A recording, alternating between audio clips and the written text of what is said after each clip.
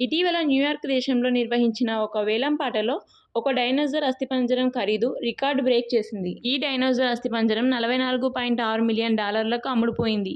సుమారు 373 కోట్ల రూపాయలు. ఈ అస్థిపంజరం యొక్క అధికారులు దీని ఖరీదు అంచనా వేసిన దానికంటే 11 రెట్లు ఎక్కువ ధరకే అమ్ముడుపోయింది.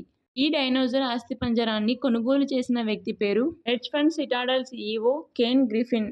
ఈ డైనోసార్ పేరు స్టెగోసారస్. దీని అస్థిపంజరం సుమారు 11 అడుగుల ఎత్తు, ముక్కు నుండి తోక వరకు 27 అడుగుల పొడవును కలిగి ఉంది. సైంటిస్టుల ప్రకారం ఈ అస్థిపంజరం దాదాపు 15 కోట్ల సంవత్సరాల క్రితందని తెలుస్తోంది. ఇది జురాసిక్ పీరియడ్స్కి చెందినది. దీనికి ఉన్న అతిపెద్ద పరిమాణం కారణంగా దీనికి అపెక్స్ అనే పేరు పెట్టారు.